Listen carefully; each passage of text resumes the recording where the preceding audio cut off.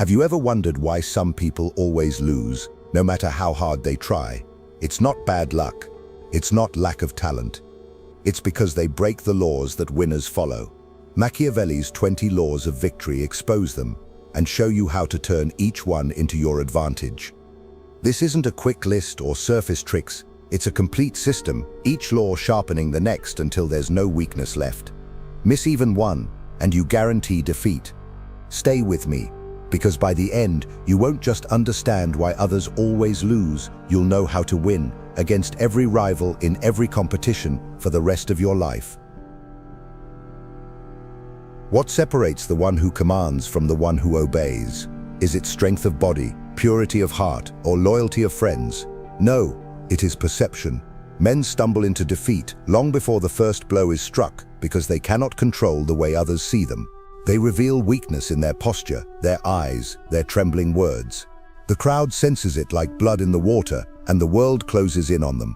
A man who cannot command perception will be eaten alive by those who do. To begin with, the first law of victory, control perception. Appear strong, even when weak. Do you think the lion always feels invincible when he prowls the savannah? No, he bleeds, he limps, he hungers. But to prey, he must always look like death walking on 4 legs. So it is with men. You may have doubts, fears, fractures in your armor, but you must never show them. To your rivals, project invulnerability. To your allies, project certainty. To yourself, project inevitability. If you must tremble, tremble in the dark. If you must break, break where no one can see. For in the open, your shadow must be taller than any enemy's confidence. This is how generals with fewer soldiers still win wars. How rulers without armies still command obedience. They mask weakness with the theater of power. Every gesture must signal control. Every silence must speak louder than panic. Learn to wear strength as a second skin, even when your bones are cracking underneath it. The losers make the opposite mistake. They seek sympathy. They confess too much. They explain. They apologize. They hope vulnerability will win them loyalty when all it wins is contempt. Sympathy is a leash around the neck of the weak, pulled tight by those who pity them today and betray them tomorrow. Do you want to inspire loyalty? First, inspire fear, which brings us to the second law of victory. Command fear before love. Men often believe love is the stronger chain, that hearts will hold tighter than shackles. But hearts are fickle. Love without fear is brittle, like glass. It shatters with the first stone thrown against it. Fear, however, cuts deeper. A man may betray the one he loves, but he will hesitate to betray the one he fears. Love without fear invites disobedience. Fear without love may spark hatred, but hatred bends the knee all the same. To rule, you must first be felt in the marrow of those who behold you. They must hesitate before speaking against you, calculating the cost of every word. Only after fear roots itself can love grow into something that cannot be torn away by sweet promises or whispered lies. Consider how rulers through history carved their empires into the minds of men. Julius Caesar inspired adoration, but it was his reputation for swiftness and wrath that silenced daggers until the day conspirators dared risk all. Genghis Khan was feared to the edges of the earth, his name alone enough to empty cities before his horsemen arrived. Men loved him for the wealth and order he brought, but it was terror that first bent them to his will. Do not misunderstand. Fear is not cruelty without purpose. It is a shield, it is a leash, it is a foundation. If they fear you first, then love born later will not abandon you when winds change. If they love you first, without fearing you, they will abandon you the moment the wind turns cold. Ask yourself, would you rather be deserted with love still warm in their mouths, or obeyed with fear still alive in their hearts? The weak will object.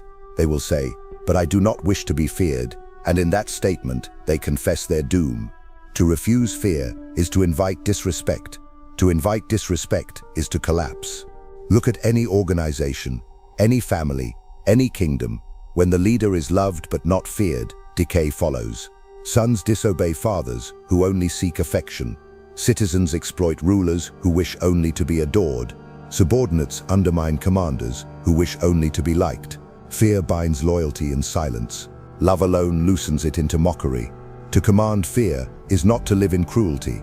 It is to make cruelty unnecessary. For when fear exists, disobedience dies before it is born. The losers will never grasp this, because they mistake comfort for security. They beg to be understood, to be accepted, to be liked, and in doing so, they surrender their throne before even sitting upon it. The victors know better. They construct an image of strength and enforce an atmosphere of fear. When the mask of invulnerability is worn, others behave as if it were true. When the shadow of fear falls upon them, others obey as if compulsion were natural. This dual mastery, perception and fear, is the bedrock of all victory. Without it, every empire crumbles, every household falls into disarray, every leader becomes a servant to those who were meant to serve. With it, you can bend even the strongest wills without drawing your sword. Remember this: men are not loyal to truth. They are loyal to appearances. They are not chained by love. They are chained by dread. To master these first two laws is to place yourself beyond the reach of ordinary defeat. You become untouchable, not because you are invincible, but because you appear invincible. You are obeyed, not because they love you, but because they fear the consequences of not loving you. And when that fear hardens into respect, their love will come, not the fragile love of convenience, but the enduring love of necessity. Those who fail to grasp this will always lose, because they will always seek safety in the wrong currency. Those who understand will always win, because they will always control the only currencies that matter: perception and fear. What breaks first in men? Their body, their courage, or their patience? It is never the flesh that gives way first, nor even the heart. It is the will to wait. Losers cannot endure time. They itch for results. They beg for relief. They demand answers before they have earned them. They gnaw at their own resolve, crumbling from within long before the world delivers its crushing blow. Victory is not always taken by the strongest strike, but by the longest silence, the most disciplined wait, the refusal to yield when others collapse into desperation. This is the third law of victory: patience as a weapon. Wait longer than they can endure. The lion stalks for hours in the tall grass, while the gazelle twitches with exhaustion from its own fear. The general sits behind walls while the enemy's supplies rot away under the sun. The ruler absorbs insults, slights and doubts, because he knows storms pass, but those who cannot weather them drown themselves. You must learn to make your stillness heavier than their struggle. The loser cries, "When will this end?" The victor whispers, "Soon enough, and only when I decide." To command patience is to hold a knife pressed not to the throat but to the mind, because the one who waits without breaking forces the other to break themselves. Losers reveal themselves by their inability to sit in discomfort. They demand proof of progress, and in that demand, they rush into foolish action. They cannot remain in silence, so they speak too much. They cannot stand uncertainty, so they expose their plans too early. They cannot endure hunger, so they surrender their position for scraps. Patience starves them, and they feed themselves to you. But you, if you would always win, must harden yourself against time. Treat hours like stones, heavy but bearable. Treat years like rivers, flowing yet inevitable. Nothing can be denied to the one who refuses to be rushed. And once your rival has consumed themselves with impatience, your moment comes, not by accident, not by chance, but by the inevitable decay of their own spirit. Your patience becomes a fortress no storm can breach, because storms tire themselves out, but the fortress remains. Yet patience alone is not victory. It is the preparation, the coiling of the spring, the silence before thunder. To wait without the will to strike is to rot slowly alongside your enemy. Thus comes the fourth law of victory: strike swiftly when opportunity opens. The losers wait and wait, but when their chance arrives, they hesitate. They ask, "Is this the right moment? Should I test the water first?" And in their hesitation, the door closes forever. Victory belongs not only to the patient, but to the decisive. You must wait like a predator, but strike like lightning. When the door cracks open, you do not peek inside, you break it from its hinges. When the enemy stumbles, you do not pause to consider mercy, you crush them before they rise again. One blow delivered at the precise instant is worth 100 delivered too late. To strike swiftly is to teach the world that your silence is never weakness, it is the breath before the kill. Consider the battles of history, the generals who camped for months, pretending weakness, only to explode with fury in a single night. The rulers who endured insult and mockery, only to turn on their detractors when their guard was lowest. Fortune smiles not on the restless, but on the watchful, who sees her hair in the one instant she passes by. Those who miss that moment spend their lives regretting their hesitation, replaying the chance they let slip into nothingness. For opportunity does not knock twice, it passes once, and it punishes those too timid to leap. The losers always tell themselves there will be another opening, another chance, another time. There will not. There is only now. And if you are not ready, you will be left behind while another seizes what could have been yours. Patience and swiftness are not opposites. They are the two blades of the same sword. Together they form a rhythm of war, the long wait, the sudden strike. Without patience, your strike is reckless. Without swiftness, your patience is pointless. The loser knows only one half of this truth. He either acts too soon and falls into ruin, or he waits too long and finds the chance vanished forever. The victor learns to combine them. He waits until the silence is unbearable, until his enemies rot from their own delay, and then he strikes so quickly they cannot even scream. This is how empires are built, not by endless waiting, not by endless striking, but by marrying the two with perfect discipline. So remember this: the measure of your greatness will not be in how loudly you speak, or how quickly you move, but in how long you can wait without losing resolve, and how suddenly you can act without hesitation. To be feared is one kind of power, but to be unpredictable in the timing of your hand is another, deeper kind. Men will whisper of you not only as the one who commands fear, but as the one who controls time itself. They will say, "He waits beyond reason, and when he moves like death." Those who cannot endure the long silence, those who cannot seize the short opening, they will always lose. And you, if you master both, will always win. What binds a man to another? His feelings or his benefit? The weak will always answer with feeling. They speak of love, of trust, of bonds written in the heart. And yet watch how quickly those bonds dissolve when hunger enters, when fear intrudes, when a greater offer whispers in the night. Love and emotion are treacherous allies. They shift with the weather, they falter with the seasons. The losers trust these fragile strings, and they are cut down because of it.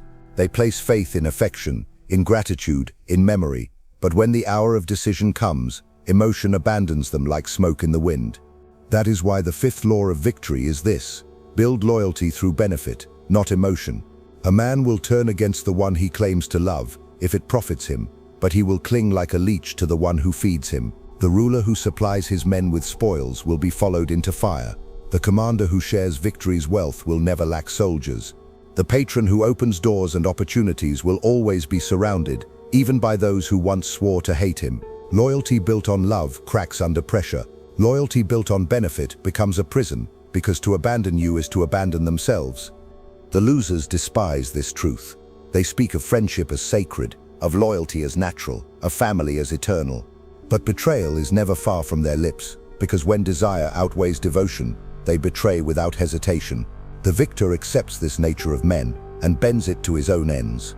Give a man something to lose if he betrays you, and he will not. Make him richer by your side than against you, and he will defend you as if defending his own skin. Let him taste the cost of leaving you, and he will never risk it. A general must understand that loyalty is not given freely, it is purchased. And when you pay not with sentiment but with tangible power, loyalty hardens into iron. He who fails to understand this will be abandoned when he needs support most, because he mistook affection for allegiance, and affection is a fair-weather ally. Yet betrayal will come. No matter how carefully you build loyalty, no matter how deeply you anchor men with benefits, there will always be one who hungers for more, one who is seduced by whispers, one who dares to strike against you. This is where the weak perish, because they hesitate. They discover betrayal, and they plead, they negotiate, they forgive. And in that hesitation, betrayal multiplies. One traitor unpunished is a spark in dry grass. Soon you are surrounded by flames. Therefore, the sixth law of victory: punish betrayal with ruthless precision. Do not delay, do not debate, do not forgive. Cut the betrayer down swiftly and publicly. Make his punishment a monument. If his offense was small, make the punishment large. If his betrayal was hidden, expose it before all eyes. Fear of betrayal will keep others loyal when love or benefit fail. Ruthlessness here is not cruelty, it is necessity. For mercy toward traitors is cruelty toward yourself. History is littered with rulers who fell because they tolerated betrayal. Caesar allowed conspirators to circle him with smiles, and their daggers found his chest. Kings who let traitors keep their lives soon saw their own crowns toppled. But those who punished betrayal with precision who dragged the conspirator into the light, who showed no hesitation in their strike, survived storms that would have drowned weaker men. When one betrays you, you must not only destroy him, you must destroy the idea that betrayal is survivable.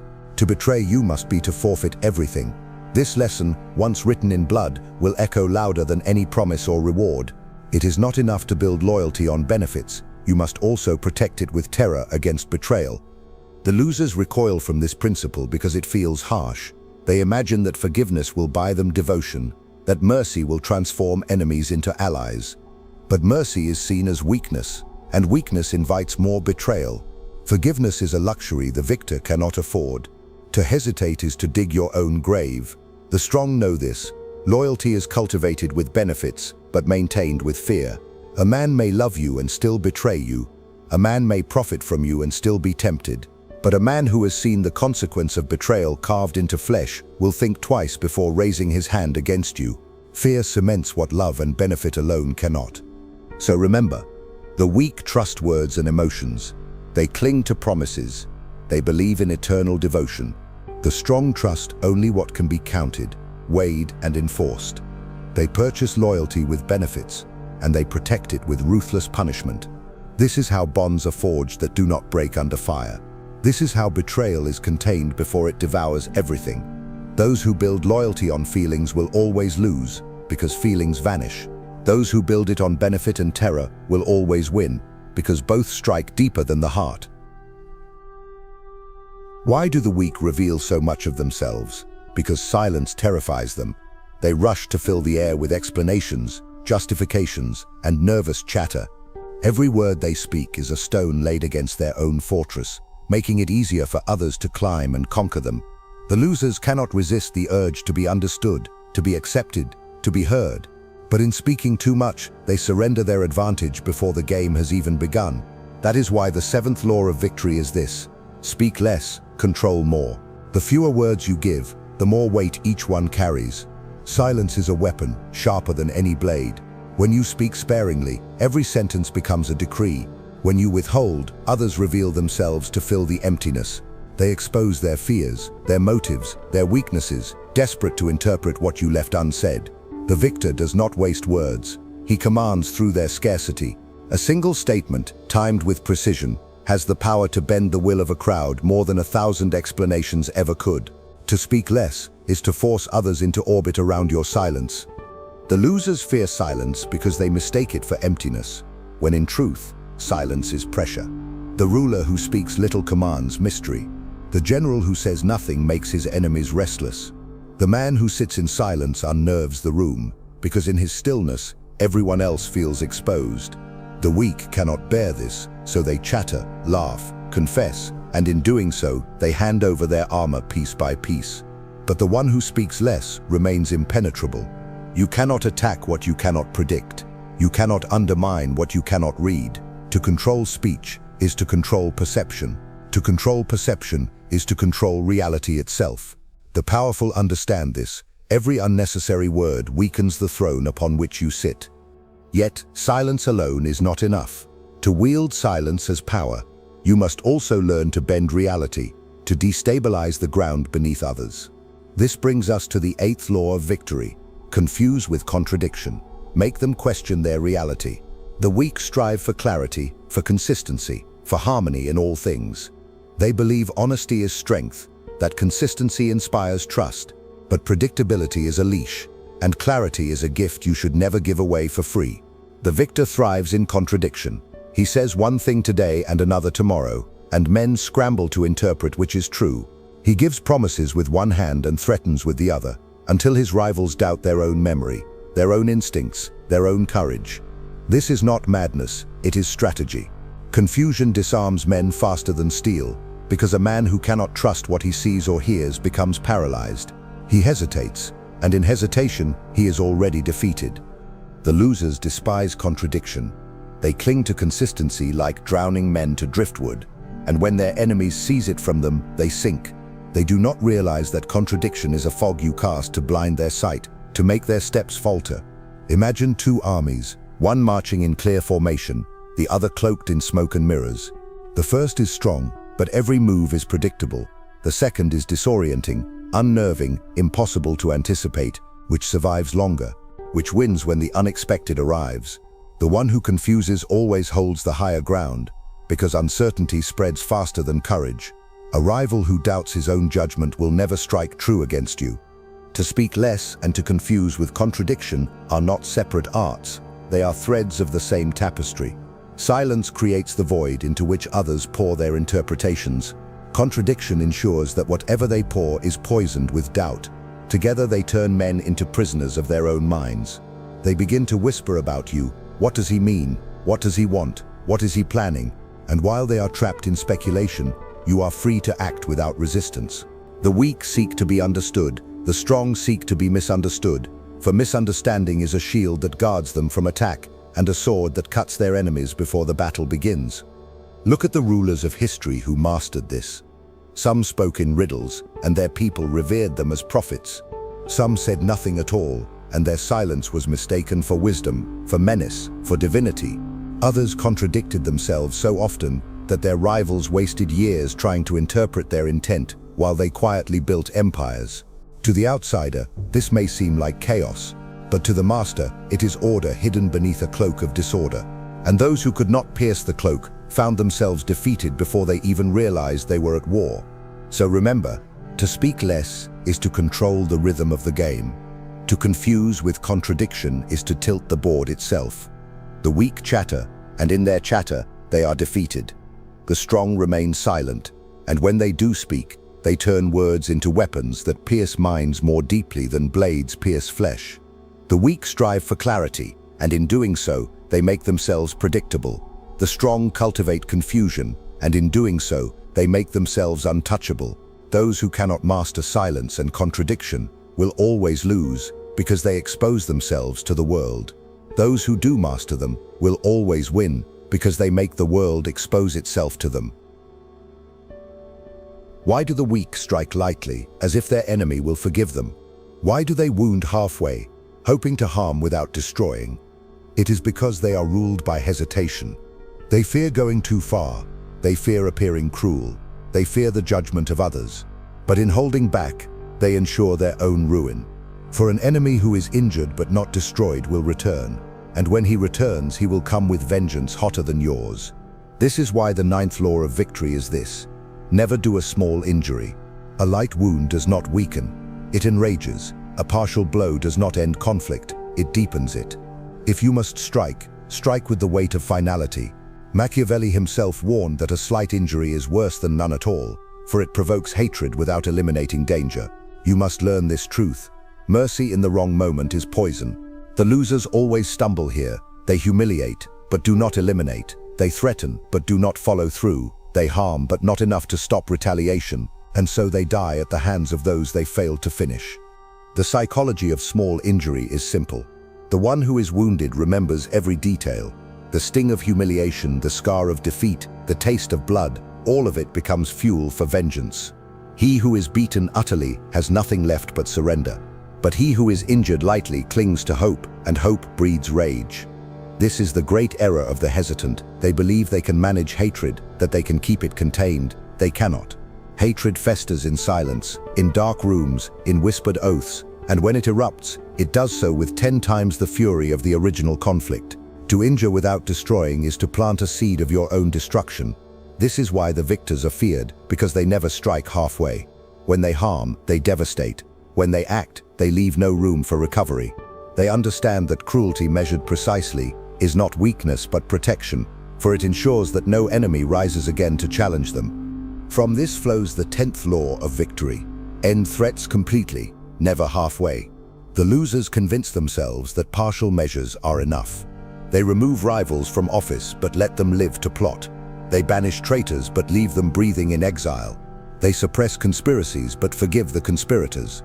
They call this mercy, but it is nothing but cowardice dressed in virtue. And cowardice invites death. The victor knows there is no safety in half measures. If you identify a threat, you must erase it entirely. A rival defeated but left alive will become the dagger in your back. A conspiracy scattered but not destroyed will gather again like wolves in the dark. A traitor punished lightly will encourage others to betray, seeing that survival is possible. Only complete eradication ensures survival.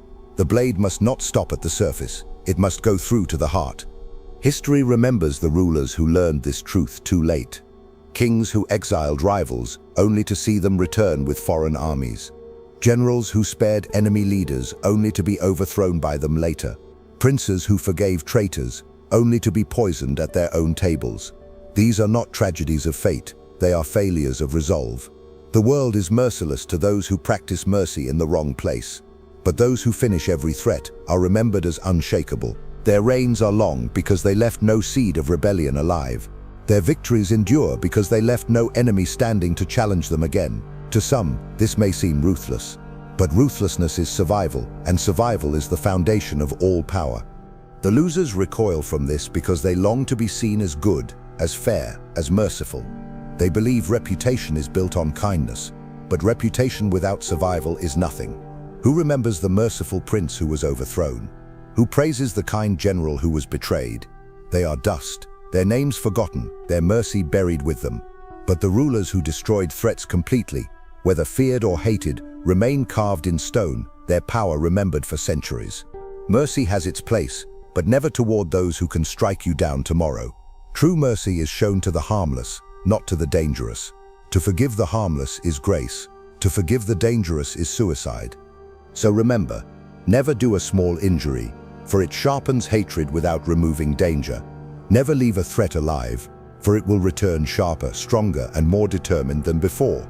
The weak always lose because they stop short. They strike halfway, they punish halfway, they protect themselves halfway. And halfway is the road to defeat. The strong always win because they understand that the only true security lies in finality. To strike without hesitation, to destroy without leaving roots, to end threats completely. This is not cruelty, it is the very definition of wisdom. In the game of power, there is no half measure that leads to safety. There is only survival or destruction, and the choice belongs to you. What decides the fate of men? Their skill, their wisdom, or the hand of fortune? The losers cling to fortune as if it were a god, blessing and cursing them without reason. They call themselves lucky when life smiles upon them, and unlucky when it does not. They make fortune their master instead of their servant. But the victors know better. Fortune is a tempest. It drowns the unprepared, but it carries the bold to shores unreachable by the timid. This is why the 11th law of victory is this: use fortune boldly, for fortune favors the ruthless. To wait for luck is the strategy of beggars. To seize fortune, even at risk, is the path of kings. Boldness terrifies the cautious and seduces fortune itself. The weak hesitate before leaping, and in their hesitation, opportunity vanishes. The strong leap, and though they may land in chaos, they bend that chaos into order. Fortune belongs not to the hesitant, but to the audacious. The losers see fortune as fate, an invisible hand that dictates their rise or fall. They forget that fortune is drawn to motion, not stillness. A man who stands waiting for opportunity to come will be left behind by the one who moves, who takes, who risks. Consider the generals who won battles by marching in storms, when weaker men cowered in their tents. Consider the rulers who staked everything on a single decisive move, and fortune carried them higher than cautious rivals who never dared. Fortune smiles on those who act as if it cannot resist them. It is not luck that crowns such men, it is their boldness that forces fortune to bend. This is the difference. Losers pray to fortune, victors command it. Yet boldness alone is not enough.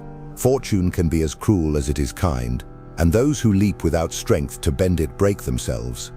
That is why the 12th law of victory is this: adaptation is survival. Bend like iron, not clay. The weak mistake rigidity for strength. They cling to plans even as the world shifts beneath them.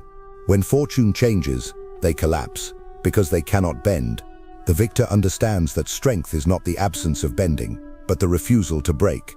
Like iron, he bends under fire, then hardens stronger than before. Like a river, he flows around the mountain rather than smashing headlong against it.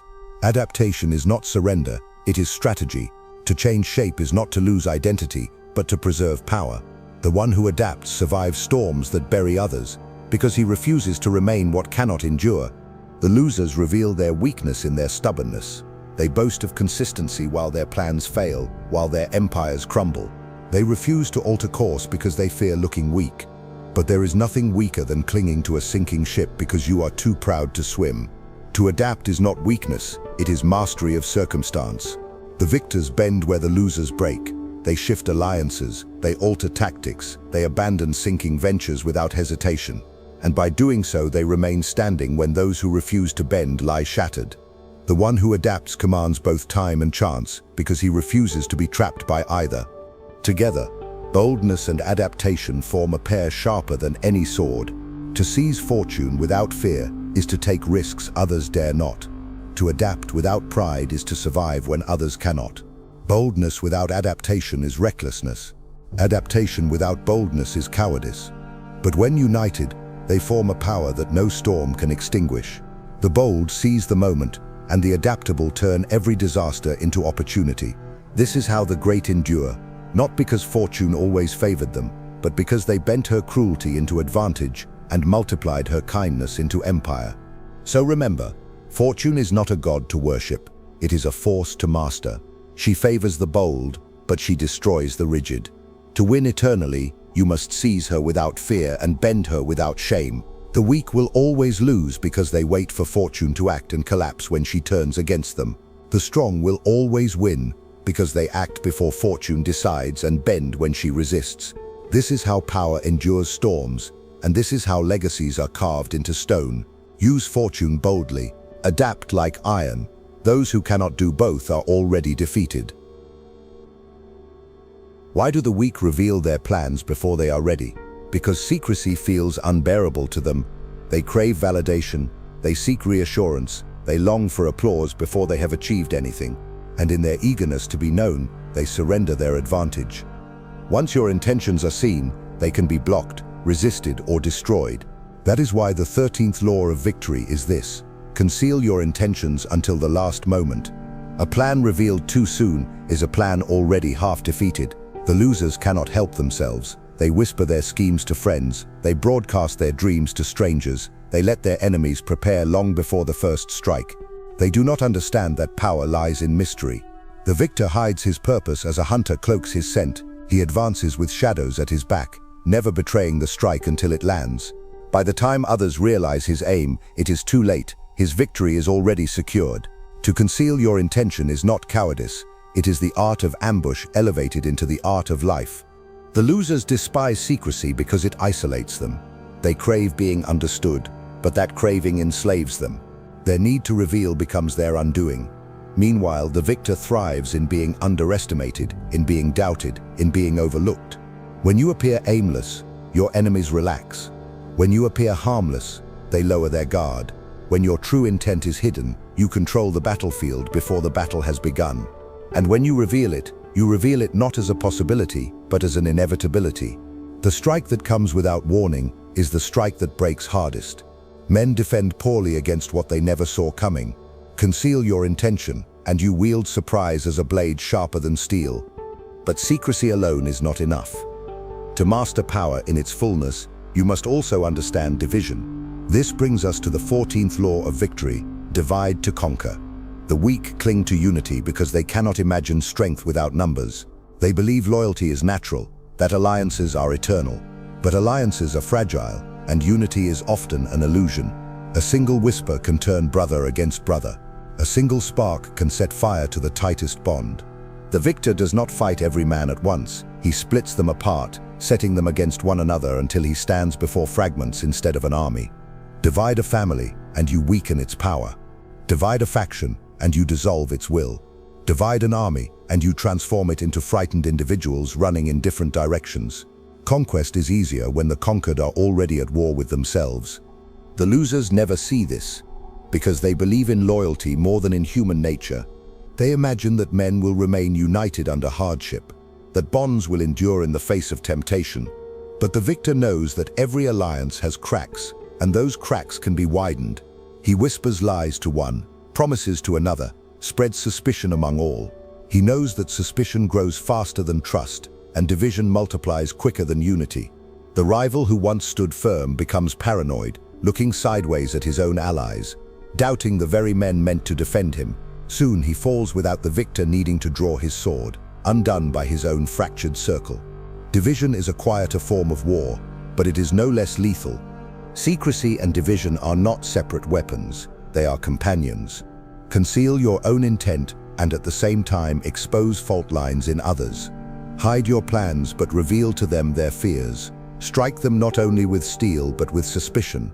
By the time they realize you are the hand behind their collapse, it will not matter, they will already be broken. Unity is a fragile illusion, and the victor is the one who knows how to shatter it. If you are unseen and they are divided, victory becomes effortless. They stumble in the dark, searching for an enemy they cannot find, while you dismantle them piece by piece. So remember, concealment is control. Division is domination. The weak always lose because they crave recognition and cling to the illusion of unity. They speak their plans aloud, they trust too deeply, they hope too blindly. The strong always win because they reveal nothing until it is too late, and they turn allies into enemies with nothing more than a whisper. Those who cannot master secrecy and division will always lose because their strength is visible and their unity fragile. Those who do master them will always win because their strength is invisible and their enemy's unity is shattered before the first blow. What gives a ruler the air of inevitability? The presence that makes men bow before he speaks. It is not just power itself, but the image of power. The losers believe strength lies only in the sword, in numbers, in visible force. But raw strength without image is easily forgotten, easily challenged. That is why the 15th law of victory is this: rule with symbols and rituals. Men are not bound only by chains of iron. They are bound by the invisible chains of meaning. The cross, the crown, the throne, the uniform, the ceremony. These are more powerful than battalions, for they shape the imagination of the masses. The weak mock rituals as empty, yet they bow unconsciously to them every day. The victor understands that men crave symbols, for symbols make their obedience feel holy, necessary, inevitable. Rule through image, and you rule not only their actions but their very perception of reality. The losers fail because they strip away symbols, thinking substance is enough. They speak plainly, they dress carelessly, they abolish ceremony. In doing so, they make themselves equal to the crowd, and the crowd does not follow equals, they follow figures elevated above them. A general without uniform is just another man with a sword. A king without ritual is just another man with a title. But drape him in robes, crown him with gold, surround him with ceremony, and suddenly he is no longer a man but a figure of destiny. Symbols transform flesh into myth. Rituals transform authority into permanence. The weak ignore this and wonder why their commands carry no weight. The strong master this and find their words obeyed without question, because their very image carries the force of law. Yet symbols alone are not enough. They must not only create reverence but inevitability. This is the 16th law of victory. Craft an aura of inevitability. Make victory look certain. Men follow not the cause that is just, but the cause that is sure. The losers reveal doubt, they expose hesitation, they leave room for uncertainty. Their followers see cracks in their image and faith collapses. But the victor cloaks himself in inevitability. He speaks as if his triumph is already decided. He acts as if defeat is impossible. He carries himself as if the outcome is written in the stars. This aura infects others. Doubters fall silent, allies grow loyal. Even enemies hesitate, for who dares fight against what already seems ordained? The victor understands that belief in certainty is as powerful as certainty itself. To appear destined to win is to make others behave as if you have already won. The losers sabotage themselves with visible doubt. They plead for support instead of commanding it. They ask for faith instead of instilling it. They leave gaps in their armor, and the crowd magnifies those cracks until the whole image collapses. No army wants to march behind a general who doubts his own victory. No people want to suffer for a ruler who is unsure of his destiny. Doubt spreads like disease, faster than any rumor, and it kills movements before enemies ever do. The victors inoculate themselves against doubt by radiating inevitability. Even when fortune turns, they act as if the storm bends to them. Even in loss, they carry themselves as if the loss is a step toward an inevitable triumph. To show certainty is to manufacture it. To appear invincible is to make invincibility real in the minds of those who matter. Symbols and inevitability together form the architecture of lasting power. Symbols anchor loyalty in tradition, while inevitability binds loyalty in faith. When men see you as a living emblem, when they believe your rise cannot be stopped, they will follow you beyond reason. The weak never understand this, because they chase victories without building images. They chase loyalty without building inevitability. They may win battles, but their victories fade into dust. The strong engrave their image into the mind, and their aura lingers long after the battlefield is silent. This is why some rulers are remembered for centuries, their faces carved in stone, while others vanish from memory within a generation. Victory without image is fleeting. Victory with image becomes eternal. So remember, men obey not only power, but the appearance of power. They are loyal not only to strength, but to the idea that strength cannot be defeated. To rule with symbols and rituals is to turn obedience into reflex. To craft inevitability is to make victory contagious, spreading like fire until no rival dares resist. Those who cannot master image will always lose, because they are seen as ordinary, uncertain, replaceable. Those who do master it will always win, because they transform themselves into myth and their victories into destiny. Why do the weak believe choice is freedom? Because they do not see how easily choice can be engineered. They imagine they are free when in truth they are herded into paths designed for them. This blindness is why they lose. They offer their enemies open fields of possibility, hoping for fairness, while the victor narrows those fields until only one path remains, the one he has chosen for them. This is the 17th law of victory. Create pressure to control choices. When men feel cornered, they convince themselves that the narrow escape you left them was their own decision. Pressure bends will faster than persuasion. The weak beg, plead, and argue, while the strong apply weight until the rival cracks, grateful even for the leash offered to him. You do not need to remove choice entirely. You only need to frame it so tightly that freedom becomes illusion, and the outcome is yours from the start. The losers never understand the power of pressure. They give their enemies space, and in that space, resistance grows. They give their rivals options, and in those options, rebellion breeds. But pressure compresses the soul. It squeezes until men think less, until fear floods them, until obedience feels like relief. A general who surrounds a city does not need to storm its walls. The hunger inside will do the work for him. A ruler who burdens rivals with taxes, suspicion, and scrutiny does not need to arrest them. The weight of pressure will crush their spirit. When you control the environment, you control the man. And the greatest environment is pressure, for it steals thought, weakens resolve, and replaces rebellion with survival instinct. To rule is not to convince, it is to confine.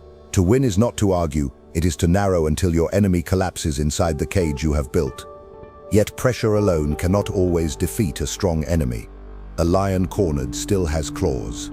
That is why the 18th law of victory is this: exhaust the enemy's will before the battle. The losers rush to fight, eager for swift resolution, craving the spectacle of open conflict.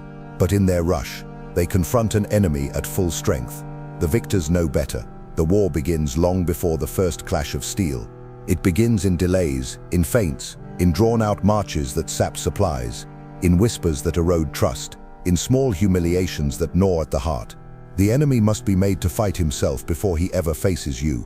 By the time your blade rises, his will is already broken. He no longer dreams of triumph. He prays only for survival. The final strike then is not a contest. It is a confirmation of what has already been decided. The losers despise this method because they lack patience. They want to end things quickly, to feed their pride with immediate victories.